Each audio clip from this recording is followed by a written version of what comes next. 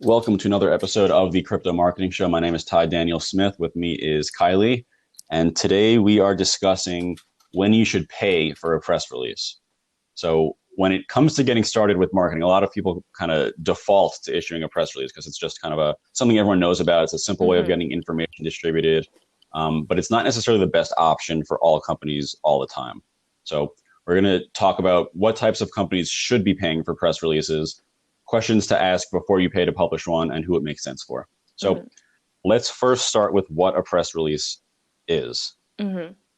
So a press release is just a short news story, article type story written by a member of a company's marketing team. It highlights the key updates or announcements, just whatever a company's trying to get attention to.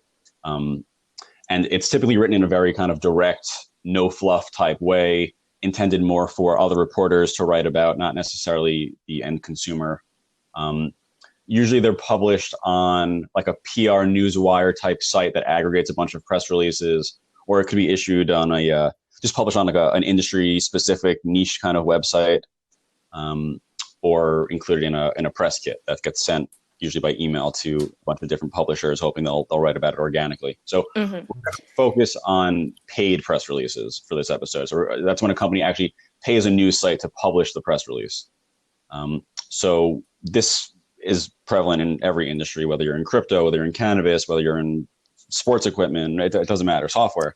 Yeah, everyone does press releases. Everyone does press releases, everyone pays for them sometimes, and we'll discuss that.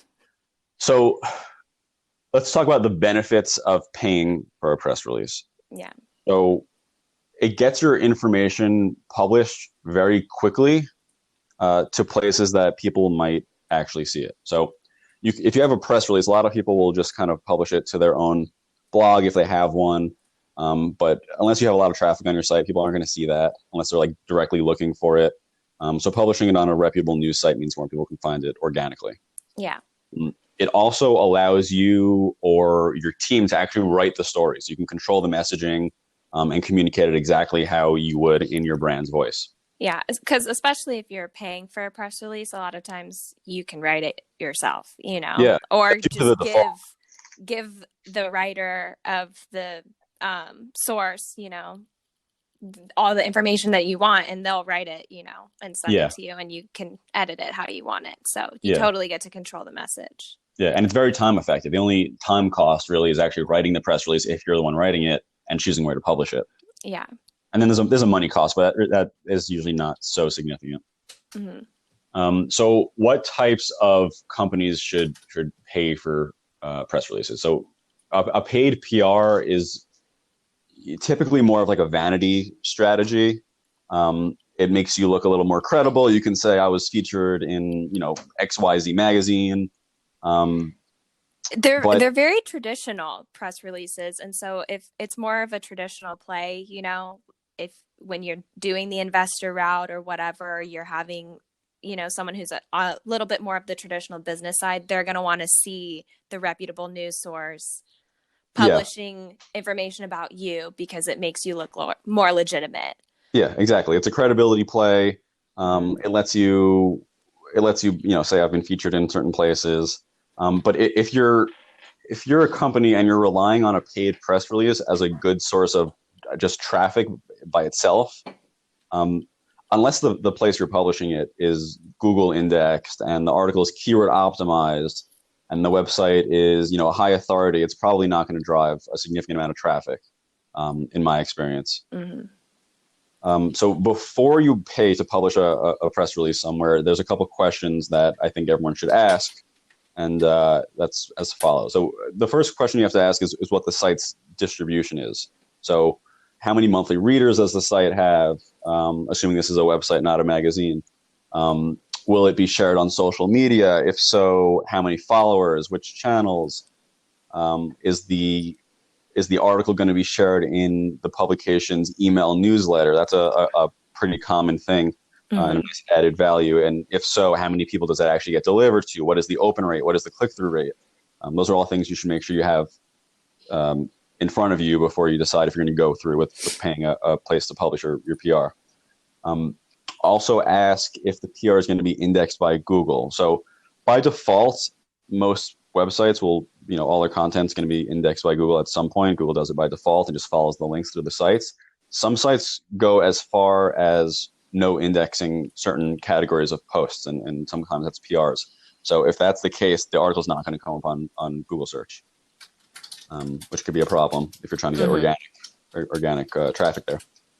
And also ask if the PR is going to be published on Google News. Google News is a really convenient way that a lot of people use to get like all their news in one place, and it pulls from certain sites, and depending on what sites you're regularly on, it'll serve you content from there.